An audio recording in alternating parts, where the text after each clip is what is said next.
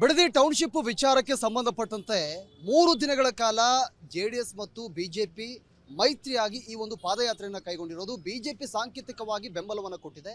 ನಿನ್ನೆ ಬೈರಮಂಗಲದಿಂದ ಬಿಡದಿವರೆಗೂ ಕೂಡ ಪಾದಯಾತ್ರೆ ಮಾಡಿದ್ರು.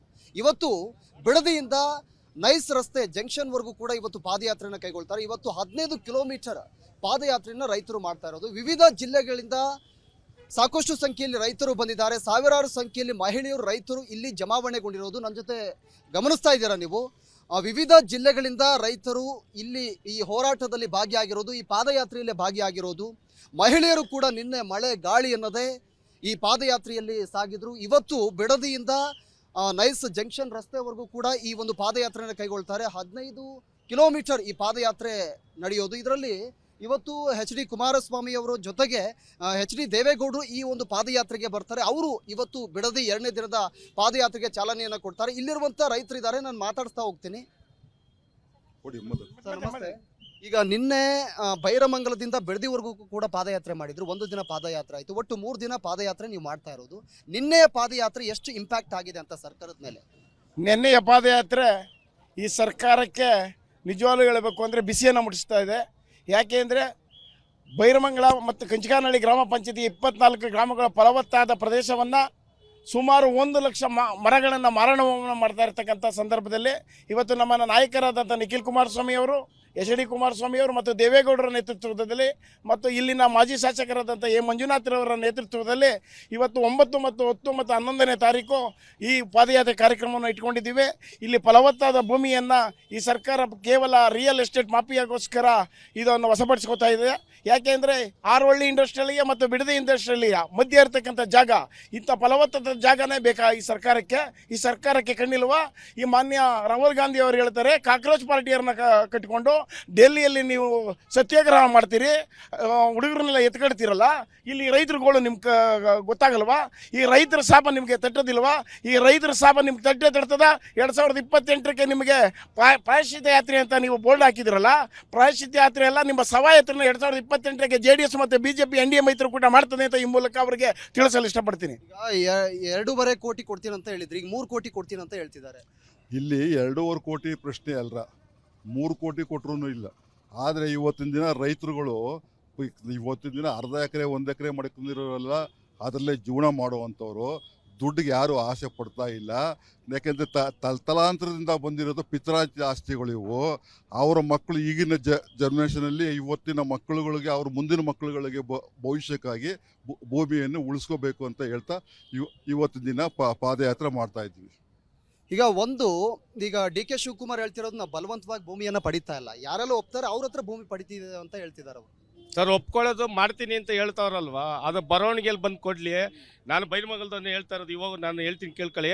ಬೈರಮಂಗಲ ಪಂಚಾಯತಿಗೆ ಬಂದು ಬಾಲಕೃಷ್ಣನು DK ಶಿವಕುಮಾರ್ನ ಬಂದು ಕೂತ್ಕೊಂಡು ಅವ್ರು ಎಷ್ಟು ಜನ ಅವ್ರು ಕೊಡೋವಂಥವ್ರು ನಾವು ತೊಗೊಳಕ್ಕೆ ಹೇಳಿ, ಕೊಡದೇವ್ರವನ್ನ ಬಿಟ್ಬಿಡ್ತೀನಿ ಅಂದ್ಬಿಟ್ಟು ಬರ್ದ್ಕೊಟ್ಬಿಟ್ಟು ಸೀಲು ಸೈನ್ ಹಾಕೊಳಕ್ಕೆ ಹೇಳಿ. ಈಗ ಅಧಿಕಾರಿಗಳು ಮೊನ್ನೆ ಬಂದ್ರು, ಸರ್ವೆ ಮಾಡಕ್ ಬಂದ್ರು, ಆವಾಗ ಅಧಿಕಾರಿಗಳ ಮೇಲೆ ಈ ರೈತರು ಕೈ ಮಾಡಿದ್ರು ಅಂತ ಹೇಳ್ತಾರೆ DK Shivakumar. Sir DK Shivakumar ಬಂದ್ರು ಹೊಡಿತೀವಿ, ಏಕಾಏಕಿ ಬಂದ್ರೆ DK ಶಿವಕುಮಾರ್ಗೂ ಹೊಡಿತೀವಿ, ಬಾಲಕೃಷ್ಣನ್ಗೂ ಹೊಡಿತೀವಿ. ನಮ್ಮಪ್ಪಂದು ಆಸ್ತಿ, ಅವರಪ್ಪಂದಲ್ಲ ಅದು ಆಸ್ತಿ. ನಮ್ಮ ಆಸ್ತಿಗೆ ಏಕೆ ಹೇಳ್ದೆ ಕೇಳದೆ ಬಂದ್ರೆ ಹೊಡಿತೀವಿ ಸರ್ ನಾವು. ರಾಜಾರಾಜ್ ಬಂದು ನೀನು ಮುಖ್ಯಮಂತ್ರಿ ಆಗಿದ್ದೀವಲ್ವಾ, ಈಗ ಬಾ, ಈಗೂ ಕರಿತಾ ಇದ್ದೀವಲ್ಲ, ಬರಕ್ಕಾಗಲ್ವ ನಿನ್ ಕೈಲಿ? 500 ದಿನ ಆಯ್ತು ನೀವು ಹೋರಾಟ ಮಾಡ್ತಾ, ಆದ್ರೂ ಈ ಭೂ ಸ್ವಾಧೀನವನ್ನ ಕೈ ಬಿಡ್ತಿಲ್ಲಲ್ಲ, ಯಾಕೆ ಅಂತ? ಅಷ್ಟು ಈ ಭೂಮಿ ಮೇಲೆ ಯಾಕೆ DK ಶಿವಕುಮಾರ್ ಕಣ್ಣು ಅಂತ? ಯಾಕೆಂದ್ರೆ 2700 ಚಿಲ್ಲರೆ ಗೌರ್ಮೆಂಟ್ ಗೋಮಾಳ ಐತಲ್ಲ, P ನಂಬರ್, ದನಕರ ಮೇಯಕ್ಬಿಟ್ಟಿರೋ ದನಕರಿಗೆ P ನಂಬರ್ ಐತಲ್ವಾ, ಅದೆಲ್ಲ ಇವ್ರ ಹೆಂಡತಿ ಮಕ್ಳಿಗೆ ಅವ್ರ ಅಪ್ಪ ಅಮ್ಮನಿಗೆಲ್ಲ ಹೆಸರುಗಳು ಮಾಡ್ಕೊಂಡು ನುಂಗ್ಬೇಕಲ್ಲ, ಅದಕ್ಕೆ ಬರ್ತಾವ್ರೆ. ರಿಯಲ್ ಎಸ್ಟೇಟ್ ಮಾಫಿಯಾ ಅಂತ ಹೇಳ್ತೀರಾ, ಅದು ಹೆಂಗ್ ಹೇಳ್ತೀರಾ? ಅಂದ್ರೆ ಗೋಮಾಳ ತಿನ್ನಕ್ಕೆ ಅಲ್ವಾ ನೀವು ಬರ್ತಾ ಇರೋದು? ಕೊಡೋರ್ದು ತಕೊಂಡು ಕೊಡದೇ ಇರೋದು ಬಿಟ್ಬಿಡ್ತೀನಿ ಅನ್ನೋರು ಈಗ ಬಿಟ್ಬಿಡಿ. ತಗೊಳ್ಳಿ, ಬೇಡ ಅಂತ ಹೇಳೋರು ಕೊಡೋರ್ನು ತಗೊಂಡಿವಿ. ಅವರು ನಮ್ಮ ಮಂಟಮ್ದಿರೇ, ಬೇರೆ ಇರೋದಲ್ಲ. ಅವ್ರು ಏನೋ ಕಷ್ಟ ಇರ್ಬೇಕು, ಕೊಡ್ತಾ ಇರ್ಬೇಕು, ತಗೊಳ್ರಿ. ನಾವು ಕೊಡಲ್ಲ ಅಂತ ಹೇಳ್ತಾ ಇದ್ವಿ, ನಮ್ಗೆ ಬಿಟ್ಬಿಡಿ. ನಾವು ಒಂದೊಂದು ಮೆಟ್ಲು ನಾವು ಹತ್ತಿದ್ದಂಗೆ ನೀನು ಯಾಕೆ 25 ಲಕ್ಷ 50 ಲಕ್ಷ ಐತೆ ಏರ್ಸ್ಕೊಂಡು ಹೋಯ್ತಾ ಇದ್ದಿ? ನಾವು ದುಡ್ಡು ಓಡಾಡ್ತಾ ಇರಲಿಲ್ಲ, ಆಸ್ತಿ ಓಡಾಡ್ತಾ ಇರೋ ನಾವು. ಒಂದ್ ವೇಳೆ ಭೂಮಿ ಕಿತ್ಕೊಂಡ್ರೆ ಏನ್ ಮಾಡ್ತೀರಾ? ಇಲ್ಲ, ನಾವು ಸಾಯ್ತೀವಿಲ್ಲ, ಅವ್ನು ಸಾಯಿಸ್ತೀವಿ, ಎರಡರಲ್ಲಿ ಮಾಡ್ತೀವಿ. ಕಿತ್ಕೊಂಡ್ರೆ ಬಂದಿದ್ದೀರಾ ಸರ್ ನೀವು? ಅಲ್ಲ ಕಣಪ್ಪ, ಬಡ ರೈತರನ್ನ ಆಸ್ತಿನ ಕೊಡು ಅಂತ ಕುಂತ್ಕೊಂಡು ಕೇಳ್ತಿರಲ್ಲ. ಸರ್ಕಾರಿ ಜಮೀನು ಕನಕಪುರ ತಾಲೂಕು, ರಾಮನಗರ ತಾಲೂಕು, ಚನ್ನಪಟ್ಟಣ ತಾಲೂಕಿನಲ್ಲಿ ಬಿದ್ದದಲ್ಲ. ಅಲ್ಲಿ ಹೋಗಿ ನಿಮ್ಮ ಮುಂಡು ಮುಗಿಸ್ಕೊಳ್ಳಿ. ಇಲ್ಲಿ ಬಡ ರೈತರುಗಳನ್ನೆಲ್ಲ ಕೊಡಿ ದುಡ್ಡು ತಗೊಳ್ಳಿ ಮಾಡಿ ಅಂತ ನಾನು ಒಳ್ಳೊಳ್ಳೆ ಆಸ್ತಿ ಭೂಮಿಗಳೆಲ್ಲ ಎತ್ಮೂತ್ರ ಕಾಲದಿಂದ ಇರೋ ಇವು ಆ ವಿಧಾನಸೌಧದಲ್ಲಿ ಕುಂತ್ಕೊಂಡು ತೆರಡ ಗದ್ದೆ ಹಾಕೊಂಡು ಕುಂತ್ಕೊಂಬಿಟ್ಟು ಕಾಲ ಮೇಲೆ ಕಾಲು ಹಾಕೊಂಡು ಕುಂತ್ಕೊಂಡು ಹೇಳ್ಬಿಟ್ರೆ ಬಡ ರೈತರುಗಳು ಎಲ್ಲಿ ಹೋಗ್ಬೇಕ್ರಿ? ನಿಮ್ದು ಎಷ್ಟಿದೆ ಅಜ್ಜರ ಜಮೀನು? ನಮ್ದೊಂದು 2-3 ಎಕರೆ ಇದೆ. ಮಕ್ಳು ಏನು ಮಾಡ್ತಾರೆ? ಏನು ಮಕ್ಕಳೇನು ಈಗಿನವ್ರ ಹಿಂದಿನವ್ರಂಗೆ ಮಸ್ತ ಮಾಡೋಕ್ಕಾಗತ್ತೆ. 3 ಜನ ಮಕ್ಳುಗಳು ಹಿಂಗೆ ಏನು ಬೆಳಿತೀರಾ ಹೊಲದಲ್ಲಿ? ಆರಂಭ ಮಾಡಿದ್ದೀವಿ, ರಾಗಿ ಬೆಳಿತೀವಿ, ದನ ಮೇಸ್ಕೊತೀವಿ, ಇಟ್ಕೊಂಡ್ಕೊಂಡಿದ್ದೀವಿ. ನೀವು ಭೂಮಿ ಕೊಡಲ್ಲ? ಭೂಮಿ ಕೊಡಲ್ಲ ನೀವು? ಕೊಡಲ್ಲ. ಭೂಮಿ ಪ್ರಾಣ ಕೊಟ್ಟರು ಕೊಟ್ಟೆವು. ನನ್ನ ಮಕ್ಕಳು ಬುಡ್ಡೆ ತೆಗೆದ್ರು ಪ್ರಾಣ ಇದನ್ನು ಕೊಡಲ್ಲ. ವಿಧಾನಸೌಧದಲ್ಲಿ ಮಾತ್ರ ಈ ಜನವೆಲ್ಲ ನುಗ್ಗಿ ವಿಧಾನಸೌಧನೇ ಅದ್ಗಾಡಿಸ್ತೇವೆ, ನುಗ್ತೇವೆ ರೈತರೆಲ್ಲ.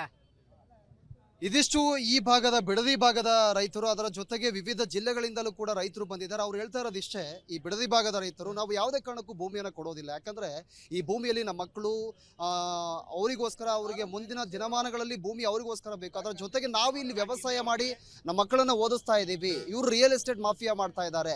ಹೀಗಾಗಿ ನಾವು ಭೂಮಿ 10 ಕೋಟಿ ಕೊಟ್ಟರು ಕೂಡ ನಾವು ಭೂಮಿಯನ್ನು ಕೊಡೋದಿಲ್ಲ ಅಂತ ರೈತರು ಆಗ್ರಹ ಮಾಡ್ತಾ ಇರೋದು. ಮುಂದಿನ ದಿನಮಾನಗಳಲ್ಲಿ ಈ ಹೋರಾಟ ಯಾವ ರೀತಿಯಾಗಿ ಸ್ವರೂಪವನ್ನು ಪಡೆಯುತ್ತೆ, ಅದರ ಜೊತೆಗೆ ಡಿ.ಕೆ. ಶಿವಕುಮಾರ್ ಅವರು ಈ ಹೋರಾಟದ ವಿಚಾರಕ್ಕೆ ಸಂಬಂಧಪಟ್ಟಂತೆ ಯಾವ ರೀತಿಯಾಗಿ ರಿಯಾಕ್ಟ್ ಮಾಡ್ತಾರೆ ಅನ್ನೋದನ್ನ ಕಾದು ನೋಡಬೇಕಾಗಿದೆ. ಕ್ಯಾಮರಾ ಪರ್ಸನ್ ಲೋಹಿತ್ ಜೊತೆ ಪ್ರವೀಣ್ ರಾಘವ್, ರಿಪಬ್ಲಿಕ್ ಕನ್ನಡ, ಬಿಡದಿ.